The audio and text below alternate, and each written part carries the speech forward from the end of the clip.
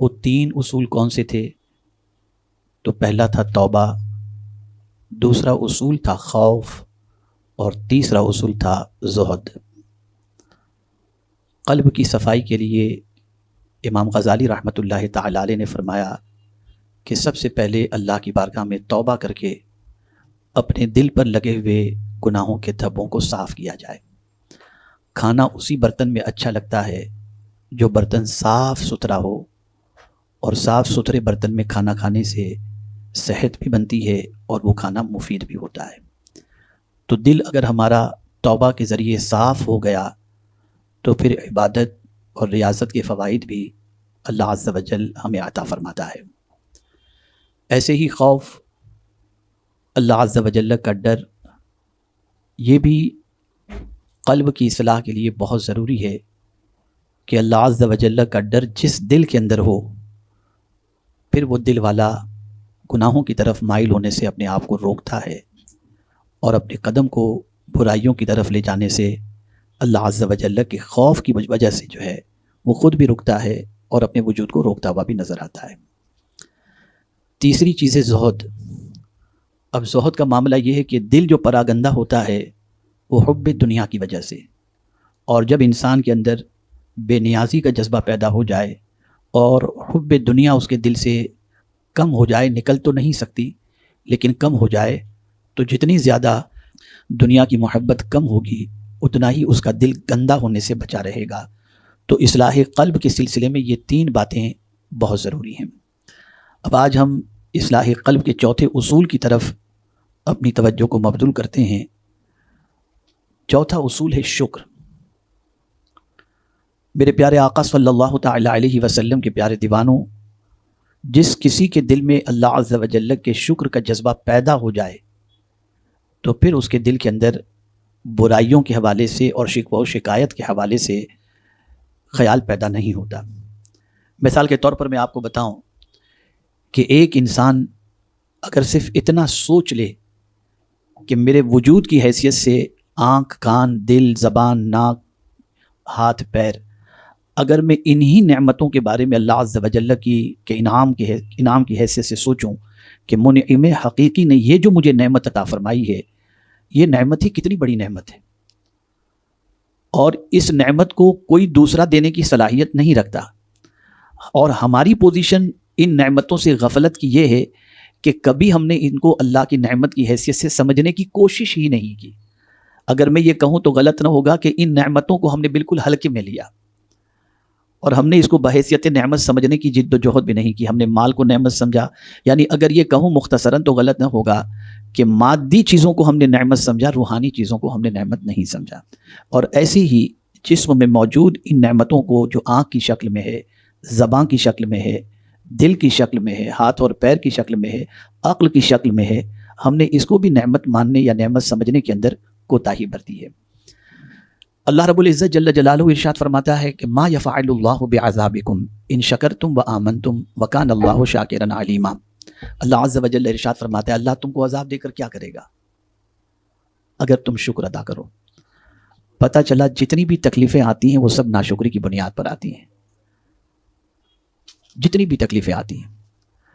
آپ ذرا سوچیں، رحمت عالم نور مجسم فخر آدم و بنی آدم صلی اللہ علیہ وسلم کی حیات طیبہ سے متعلق نبوت بھی ملی، رسالت بھی ملی، اماموں کے امام بھی بنے، اور امام انبیاء ہونے کا شرف بھی حاصل ہوا، اللہ عز و جل کے حبیب ہونے کا بھی شرف حاصل ہوا۔ یہ سب کچھ ملنے کے باوجود بھی اللہ کے رسول صلی اللہ تعالی علیہ وسلم راتوں کو جاگتے تھے، تہجد پڑھتے تھے، عبادت و ریاضت کرتے تھے۔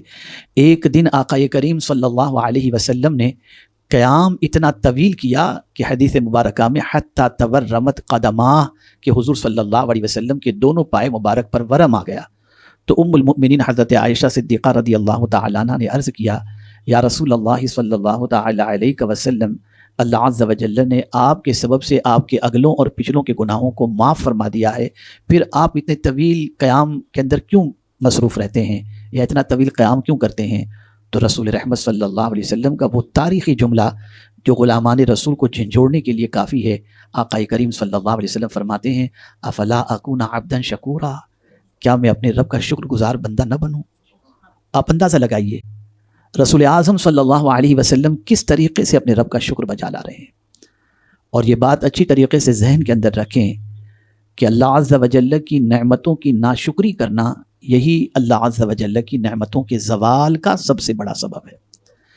اللہ کسی سے اس وقت تک نعمت نہیں چھینتا جب تک کہ اس نعمت کی ناقدری نہیں ہوتی. جب نعمت کی ناقدری ہوئی اللہ عز و جل نعمت چھین لیتا ہے. میرے پیارے آقا صلی اللہ علیہ وسلم کے پیارے دیوانوں، ذہن میں ایک سوال ابھرتا ہے کہ شکر کیا ہے، اس کی تعریف کیا ہے، شکر کسے کہتے ہیں؟ تو میرے پیارے آقا صلی اللہ علیہ وسلم کے پیارے دیوانوں، حضرت میر سید شریف جرجانی رحمۃ اللہ تعالی علیہ اپنی کتاب التعریفات میں فرماتے ہیں، اصطلاح میں شکر یہ ہے کہ بندہ اللہ کی جانب سے عطا کردہ، غور سے سنیے گا، عطا کردہ سماعت اور بصارت یعنی سننا اور دیکھنا وغیرہ ہما نعمتوں کو ان کاموں میں صرف کرے جن کے لیے وہ پیدا کیے گئے ہیں. شکر اسے کہتے ہیں کہ کان، آنکھ اور اس کے علاوہ جو نعمتیں جس کام کے لیے اللہ نے دیے ہیں یا پیدا کی ان کاموں میں اسے خرچ کرنا، یہ ہے در حقیقت شکر. اور جب میں یہ کتاب پڑھ رہا تھا، یہ اصطلاح پڑھ رہا تھا، تو مان میرے ذہن کے اندر دو آیتیں آئیں. آپ میں سے افتاء کے طلباء بھی موجود ہیں، غور سے اسے سمجھیں. اللہ عز و جل ارشاد فرماتا ہے واللہ اخرجکم من بطون امہاتکم لا تعلمون شیئا وجعل لکم السمع والابصار والافئدہ قلیلا ما تشکرون. اللہ جس نے تمہاری ماؤں کے پیٹ سے تمہیں نکالا، جب اس نے نکالا تو تمہاری پوزیشن کیا تھی؟ لا تعلمون شیئا، تم کچھ نہیں جانتے تھے. سچویشن یہ تھی کہ ماں کے پیٹ سے جب نکلے، جب اللہ نے نکالا، اور یہ جملہ بھی بتا رہی ہے، آیت بھی بتا رہی ہے کہ آدمی جب چاہے تب نہیں نکل سکتا، جب خدا چاہے تب ماں کے پیٹ سے نکلتا ہے. اس لیے میں پورے یقین کے ساتھ کہتا ہوں دنیا میں آج تک کوئی ڈاکٹر ایسا پیدا ہوا ہی نہیں جو کانفیڈنس کے ساتھ یہ کہہ سکے کہ اس عورت کے پیٹ سے بچہ اتنے بج کر اتنے منٹ پہ نکلے گا. نہیں کہہ سکتا. اس لیے کہ یہ رب قدیر جل جلالہ کی قدرت میں ہے، اس کی طاقت میں ہے، جب وہ چاہے ماں کے پیٹ سے بچے کو. تو جب بچہ پیدا ہوتا ہے تو قرآن کہتے ہیں لا تعلمون شیئا، کوئی چیز نہیں جانتا تھا، کچھ بھی نہیں. اب کیا فرمایا؟ وجعل لکم السمع والابصار والافئدہ، تمہارے لیے اس نے کان، آنکھ اور دل بنائے. یہ تین چیزوں کا ذکر پہلے کیا. تینوں میں بھی سماعت کو اللہ نے مقدم رکھا، سننے کو مقدم رکھا. اس لیے سننے کو مقدم رکھا کہ بچہ ماں کے پیٹ میں رہ کر کے اسے باہر کی چیزیں نظر نہیں آتی، باہر کی چیزیں وہ سن سکتا ہے، باہر کی چیزیں وہ سن سکتا ہے. غوث پاک نے ماں کے پیٹ میں قرآن سنا تھا تو 16 پارے کے حافظ پیدا ہوئے. تو سماعت مقدم ہے. اور اسی لیے سائنٹسٹ بھی کہتے ہیں کہ وجود انسانی کو جب پروردگار شکم مادر میں تیار کرتا ہے تو کان کی ابتدا پہلے ہوتی ہے. یہ بھی ہے کہ دل کا نشان پہلے دل کی جگہ پر لگا دیا جاتا ہے، لیکن سماعت اور کان کا معاملہ پہلے ہوتا ہے. ابھی ایک لیٹسٹ ریسرچ کے اعتبار سے آپ کے جسم کے اندر جتنی بھی بیماریاں ہیں ان بیماریوں کے حوالے سے اس کی نسوں کا کنیکشن دونوں کانوں کے اندر اس طریقے سے ہے کہ کہاں دبانے سے کون سی تکلیف دور ہو سکتی ہے، یہ کان کے اندر موجود ہے. سماعت بہت عظیم چیز ہے. اسی لیے شرابی کے گھر بچہ پیدا ہو، اللہ نہ کرے کوئی مسلمان شرابی ہو، کوئی زانی ہو، کوئی ڈاکو ہو، کوئی لٹیرا ہو، لیکن ہو مسلمان، تو اس کو بھی سب سے پہلے پیدا ہونے والے بچے کے سلسلے میں یہی فکر ہوتی ہے کہ جلدی سے میرے بچے کے کان میں کوئی اذان کہہ دے. مسلمان ہے، شرابی ہے، مسجد نہیں جاتا، نماز اذان سن کے بھاگ جاتا ہے، لیکن اس کے گھر بھی اگر بچہ پیدا ہوگا تو اسے پہلی فکر ہوتی ہے کہ جلدی سے میرے بچے کے کان میں کوئی اذان کہے. پتہ چلا پہلی آواز جو بچے کے کان میں جاتی ہے وہ اللہ اکبر کی جاتی ہے، اور اسے پہنچانے کی کوشش کرنی بھی چاہیے. تو سماعت بہت عظیم چیز ہے. اور یہاں سے ایک اور چیز بھی سمجھ میں آئی کہ سورس آف انفارمیشن یا سورس آف نالج کے لیے 3 چیزیں ضروری ہیں: بصارت، سماعت اور دل.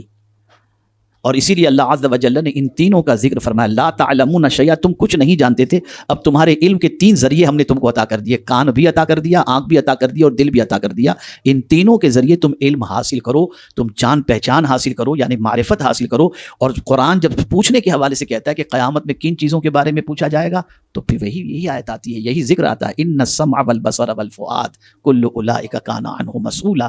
جس طریقے سے وہاں 3 چیزوں کا ذکر ہے تو اللہ عز و جل ان 3 چیزوں ہی کے بارے میں سوال پوچھے گا کہ ان 3 چیزوں کا استعمال تم نے کس کام میں کیا.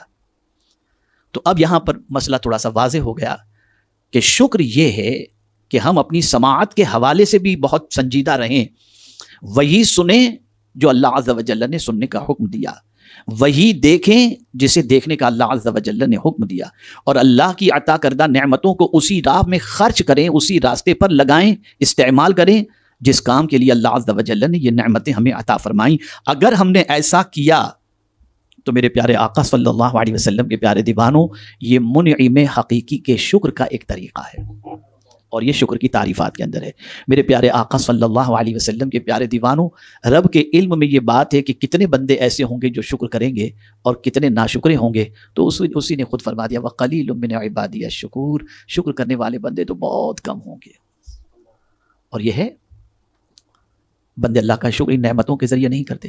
اب دیکھیں شکر کا ایک طریقہ صرف بصارت کے حوالے سے، کہ صرف دن کے اجالے میں آدمی راہ چلتے ہوئے جو نہیں دیکھنا تھا وہ اس نے دیکھ لیا۔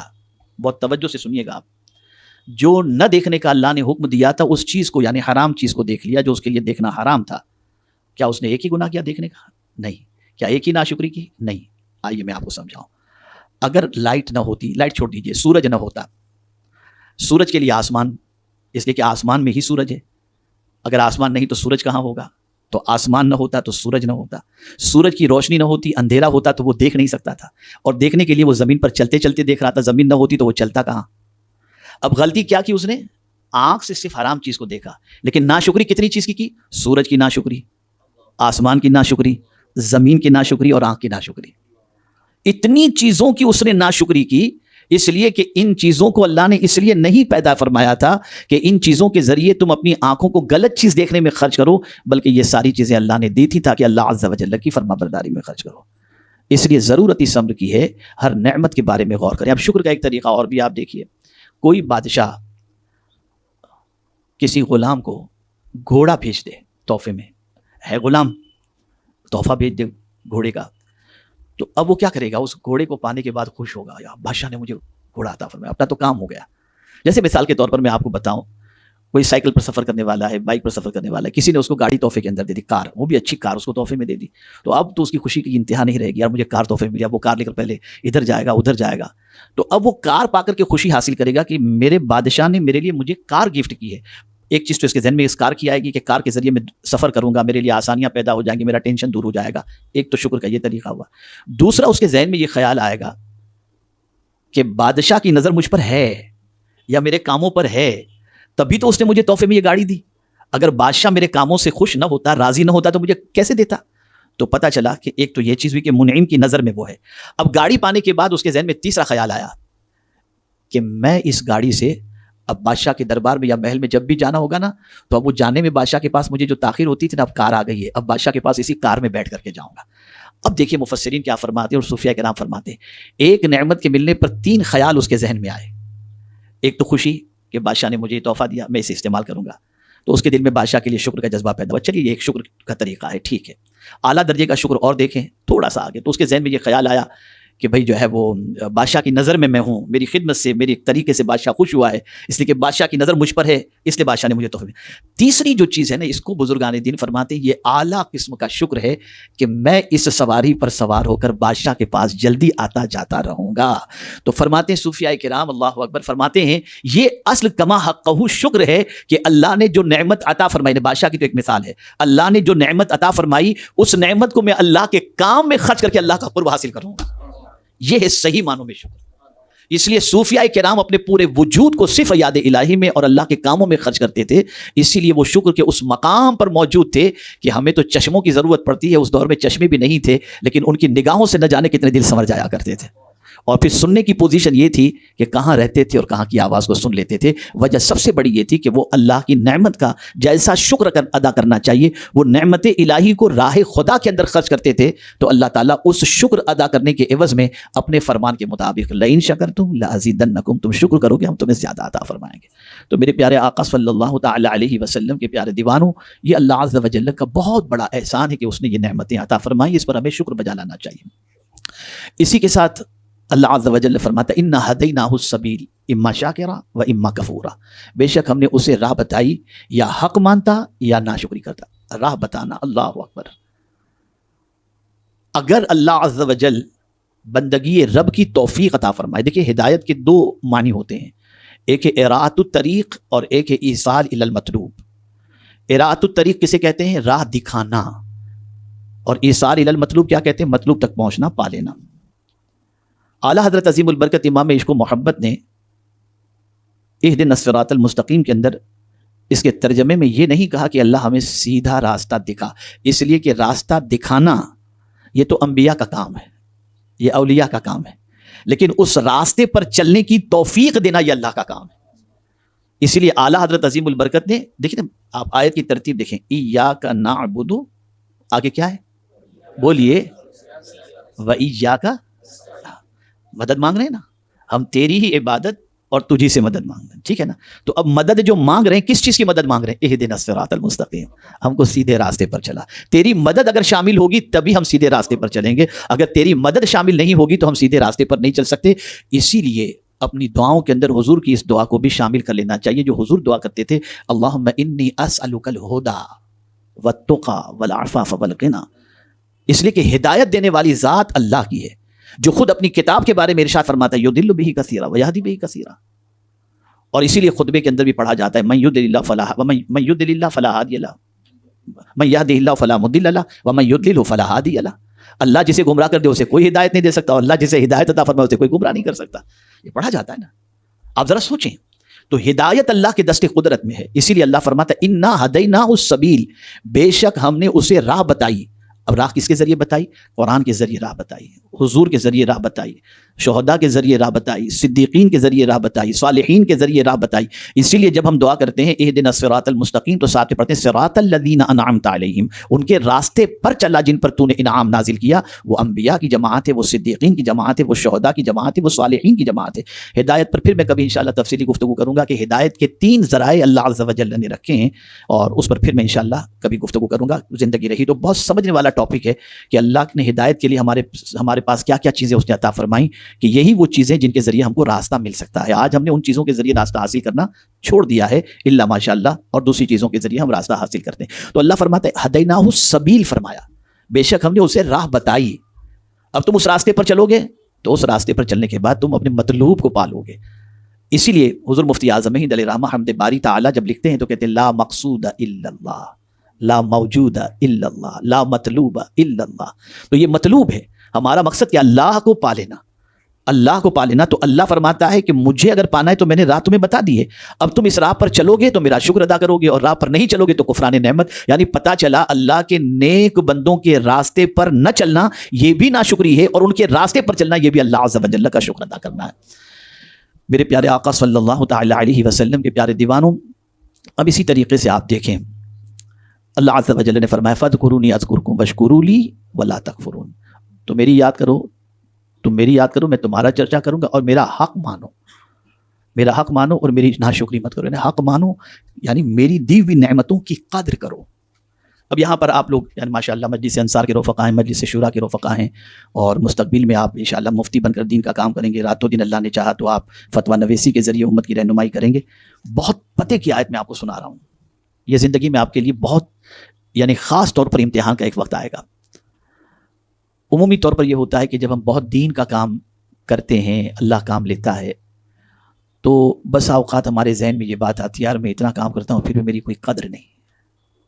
یہ قدر کا خیال آتا ہے، یہ قدر کا خیال آتا ہے، یار ہمارا کوئی اپریشیٹ نہیں ہے، کوئی ہماری قدر نہیں ہے، یار میں نے کہاں سے کہاں تحریک کو پہنچا دیا، میں نے یہ کیا، میں نے وہ کیا، میں نے اتنی رات گزار دی، میں نے اتنے دن گزار دیے۔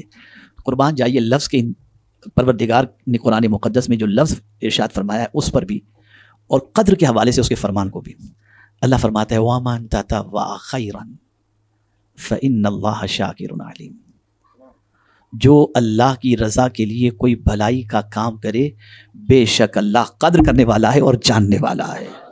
یعنی مزاج عطا کر دیا کہ بندے تیرے کام کو کوئی جانتا ہو یا نہ جانتا ہو، میں جانتا ہوں، اور کوئی قدر کرے یا نہ کرے میں قدر کرنے والا ہوں۔ اگر مزاج میں یہ چیز آ جائے کہ کیا دنیا قدر کرے گی، قدر کر کے تعریف کے 2 بول دے گی، قدر کر کے بڑی کرسی پر بٹھا دے گی، قدر کر کے گفٹ دے دے گی، نذرانہ دے دے گی، یہی تو کرے گی، تعریف کے چند کلمات تو یہ تو دیں گے اپنی طاقت کے مطابق، لیکن قدرت جب دینے پر آئے تو پھر وہ اپنی شان کے مطابق۔ تو ایک چیز ہمیشہ کے لیے ذہن سے آج کے بعد نکال دو، فلاں نے میری قدر نہیں کی، فلاں نے میری قدر نہیں کی، فلاں میرا مجھے رسپیکٹ نہیں دیتے، یہ ذہن ہی سے نکال کر کے پھینک دو اور یہ سوچو جس کے لیے کر رہے ہو وہ جانتا بھی ہے اور وہ قدر کرنے والا بھی۔ اور جب یہ ذہن کے اندر بات آ جاتی ہے تو پھر میرے پیارے آقا صلی اللہ علیہ وسلم کے پیارے دیوانوں، وہ ایسی قدر کرتا ہے، ایسی قدر کرتا ہے کہ صدیاں گزر جائیں تب بھی لوگوں کی زبان پر اس کے چرچے باقی رہا کرتے ہیں۔ یہ اس کی قدر کی شان ہے۔ اور وہ جب قدر کرتا ہے تو دنیا کا انسان چند لوگوں کے سامنے جو ہے تعریف کر کے اس کی قدر کا اظہار کرے گا، لیکن مولا جب قدر کرتا ہے تو فرشتوں میں اس کا ذکر فرما دیا کرتا ہے، آسمان کی مخلوق میں اس کا ذکر فرما دیا کرتا ہے۔ تو یہیں سے ایک سب سے بڑی چیز جو آج کی نشست میں سمجھنے کی ہے وہ یہ ہے کہ شکر قدر کرنے کو کہتے ہیں۔ اور ہمیشہ دین کے کام میں، کسی بھی اچھے کام کے اندر یہ تصور ہی نکال دو کہ میری کوئی قدر نہیں کرتا، مجھے کوئی رسپیکٹ نہیں دیتا۔ پتہ چلا کہ اگر ہم نے لوگوں سے کوئی چیز کی امید رکھی تو ہم نے اللہ کے لیے نہیں کیا، اور جب اللہ سے امید رکھے تو پھر اللہ اپنی شان کے مطابق عطا فرمائے گا، وہ کرم کی بارشیں فرمائے گا۔ تو اس چیز کو ذہن میں رکھیں۔ ضمن ایک بات عرض کر دوں، سوچ تھوڑی سی پختہ بنائیے، پختہ بنائیے، ذاتی فائدے کو ایک طرف رکھیے اور امت مصطفیٰ صلی اللہ علیہ وسلم کے فائدے کو پیش نظر رکھیے۔ ترغیب کے لیے، کوئی اپنا کمال پیش کرنے کے لیے یا ایسی کوئی اس طرح سے نہیں، صرف سمجھانے کے لیے۔ اسی ذی الحجہ کے موقع پر قربانی کے دن جب قربانی جانور کی گئی تو خیال ذہن میں آیا کہ حضور صلی اللہ علیہ وسلم تو صرف اپنے نام کی قربانی نہیں کرتے تھے، اپنی امت کے نام پہ بھی کرتے تھے نا۔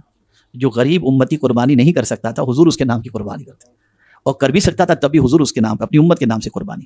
ذہن میں ایک بات آئی، اور وہ بات کیا ہے کہ ہم صدقہ اپنے لیے نکالتے ہیں روزانہ، گھر سے نکلتے وقت صدقہ، روزانہ بغیر نکلے بھی روزانہ صدقہ نکلتا رہتا ہے۔ تو کیوں نہ ہم حضور کی امت کا بھلا چاہتے ہوئے حضور کی امت کے نام سے بھی صدقہ نکالیں۔ حضور کی امت میں کوئی بیمار ہوگا، کوئی پریشان ہوگا، کوئی سفر میں ہوگا، کوئی مصیبت میں ہوگا، صدقہ نکالنے کا خیال بھی نہیں ہوگا، صدقہ نکالنے کی طاقت بھی نہیں ہوگی۔ اب اگر ہم حضور کی امت کی بھلائی کی خاطر روز کا اگر 50-100 روپے کا جتنے بھی بساط ہے اس کے مطابق صدقہ نکالتے ہیں تو مجھے بتاؤ حضور کتنے راضی ہوں گے، سرکار کتنے خوش ہوں گے۔ تو سوچ بنانے کی کوشش کرو کہاں سے حضور راضی ہو سکتے ہیں، یہ سوچ بناؤ اللہ کیسے راضی ہو سکتا ہے۔ مخلوق کو چھوڑ دو، مخلوق کو چھوڑ دو، مخلوق کسی کی نہیں ہوئی۔ پھر کربلا کا بھی سانحہ جو ہے اس کے حوالے سے ابھی جو ہے 10 محرم الحرام آنا ہے، اب یہ تاریخ آنے والی ہے۔ آپ دیکھیے نوجوانان نے جنت کے سردار ہونے کی حیثیت سے جانتے بھی تھے، بیعت بھی ہوئے تھے، سب کچھ کیا تھا، لیکن کیا ہوئی قوم کی پوزیشن؟ یہ قوم ہے، یہ قوم ہے۔ اس لیے ہمیشہ توجہ اللہ کی طرف رکھو، اور جب اجر کی توجہ بھی اللہ کی طرف، شکر بھی اللہ کا ادا کرتے رہو گے، قدر کے سلسلے میں بھی اللہ کی طرف، تو پھر اور یہ بھی بات یاد رکھیں کہ امید بھی اللہ ہی سے رکھو، بھروسہ بھی اللہ ہی پر کرو۔ یہ وہ چیزیں ہیں کہ اگر کسی کو زندگی میں یہ چیزیں نصیب ہو جائیں تو میں یہ سمجھتا ہوں کہ اس کے دل کی آدھی صفائی تو یوں ہی ہو گئی، اور پھر اس کا دل ہمیشہ انشاءاللہ مطمئن رہے گا۔ تو شکر بہت بڑی نعمت ہے، اور اگر ہم اللہ عز و جل کی نعمتوں کو شمار کرنا چاہیں تو شمار بھی نہیں کر سکتے، اتنی نعمتیں اس نے عطا فرمائی ہیں۔